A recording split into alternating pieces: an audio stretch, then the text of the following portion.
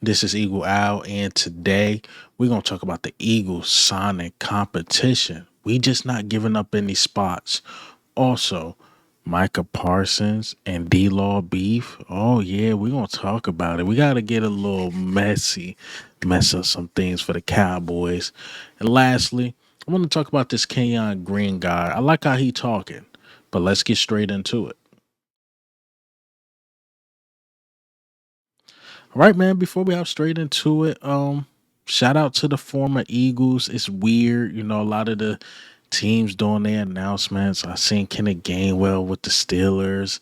I seen Darius Slay with the Steelers. I seen CJ Gardner Johnson take a picture with the Houston Texans. All look weird to me. Well, Josh Sweat with the Cardinals. It just looked crazy. It looked crazy to me, but all in all, it's all love. They did what they were supposed to do while they were here. But before Darius Slay signed with the Steelers, he spoke about the Eagles. He said the Eagles can possibly repeat. He said it's hard, but we can possibly do it. Well, let me play this clip. You think you guys can go again? Yeah. I think we got a great chance of going again. Definitely if I'm there too as well, because I'm trying to see, where I'll be playing at. Because I know I got 1 year left, but the business side of it. But I think the Philadelphia Eagles got a great chance of going back. You know what I'm saying? I know it's hard to say, tough to say repeat because it's hard to Very get hard. that. It's very hard to do that. But Shit, it's hard to get there once. yeah, but for a guy for that team and that organization, they got a great chance of being like the new dynasty. Because they all young right now. Now, why does that matter? First of all, it showed that there's no bad blood. But there's some bad blood in Dallas. Let's hop into it. All right. So D Law, he spoke about the Cowboys, his press conference with the Seattle Seahawks, and this is what he had to say. Dallas is my home. I made my home there. My family lives there. I'm forever going to be there. But, I know for sure I'm not going to win a Super Bowl there. So, yeah. Yeah. We here. We're here. DeMarcus Lawrence, welcome to the Seahawks. Thanks for joining us. Ooh, man. Micah got a hold of that because it's the truth. It's the truth. When they ever going to win the Super Bowl? I got to get up out of there. Now, Seattle ain't doing nothing either, but I get his point. So Micah seen it, and this is what he had to say. This what rejection and envy look like. This some clown shit. Clown emoji. DeMarcus Lawrence like, okay. Calling me a clown won't change the fact that I told the truth. You did, DeMarcus Lawrence. You told nothing but the truth. Maybe if you spent less time tweeting and more time winning, I wouldn't have left. Oh man, I gotta look at this because when CJ and Darius was going at it, they was in our business. Well, I can't see what's going on in Dallas land. DeMarcus Lawrence is giving them a reality check. I was never gonna win over there. He's saying I might as well get the most money I can get. Shit, y'all ain't about to win. I'm about to go get this bag. Forget what y'all talk about. So I'm with DeMarcus Lawrence. Go get the bag, young man. Look, you're not in the NFL. You don't be in the NFL for too long. You got a 10 to 12 year span to get a huge bag like this. They ain't winning nothing. Go get your bag, man. Go get your bag. Now, I don't know if Micah responded to that, but those was the last two tweets I seen, and I love to see it as a Eagles fan. There's some rumblings, a little shaking there, and D Law again. He kept it real. He kept it a buck. Now it's FD Law with the Cowboys fans. Ooh, I love it. I love it. I love it. I love drama that's not in Philadelphia, but I love it. Ooh, their team about to implode. It's about to implode. All right, so let's talk about some Eagles. Man. We brought in some competition, and at first I wasn't looking at it like this, right? So we signed a Dory Jackson, very favorable deal, 1 year, 2.5 million. I still think we 3 years too late. Dory Jackson chose the Giants over the Eagles. Why would he ever do that? Don't know, but he had to change his mind. Like, let me come to Philadelphia. And again, favorable deal. At first, I wasn't looking at it. I'm like, why are we signing these vet? You know, maybe they make the team, maybe they don't.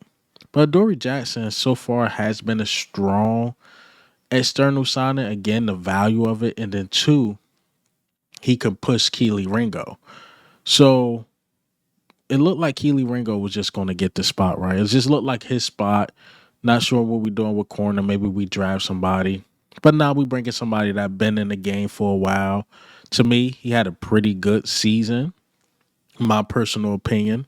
So according to Jake Rabati, 276 coverage snaps, 18 receptions on 33 targets, 206 yards allowed, 2 touchdowns, 5 pass breakups, PFF coverage grade of 64.5, run defense grade of 85.8. Again, a little above average numbers, not the best, not the worst, to be honest. And a lot of people be saying, oh, he's just going to play the Isaiah Rodgers role. You guys know I love Isaiah Rodgers, but why can't he play the Darius Slay role? Now, if I put up Darius Slay numbers, according to PFF, and then his numbers, they pretty much the same. So I would say this. I'm on Keely Ringo's head like I was on the Kobe Dean. All off season, I'm not fucking around, man. I'm on Keely Ringo's head. He better get that spot. Just how I was talking about Kobe Dean. Like, bro, you got to beat out Devin White. You got to beat out Zach Bond. You got to beat them out. You got to beat one or the other. And he beat out Devin White and was able to start. Now, bro, Dory Jackson is here to take his spot. You got to beat him out. Bro, you have to beat him out. And I'm looking at all the positions like that we signed. A.J. Dillon. Oh, Will Shipley, you thought you was just RB2? Nah, we're going to bring in competition to push you.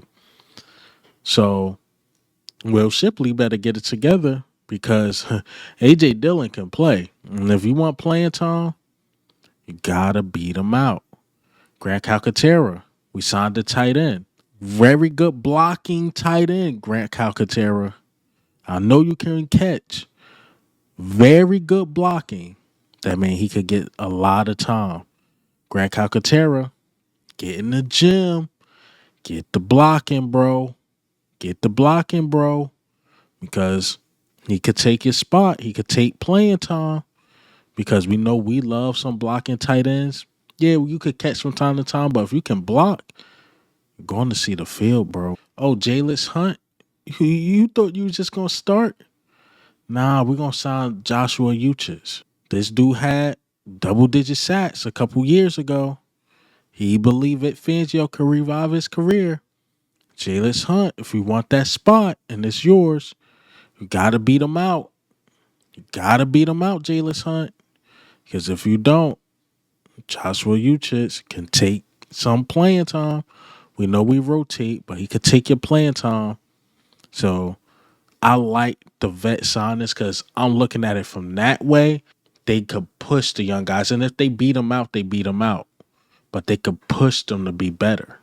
Could definitely push them to be better. Because the way Slay was playing, Isaiah Rodgers was on his bumper.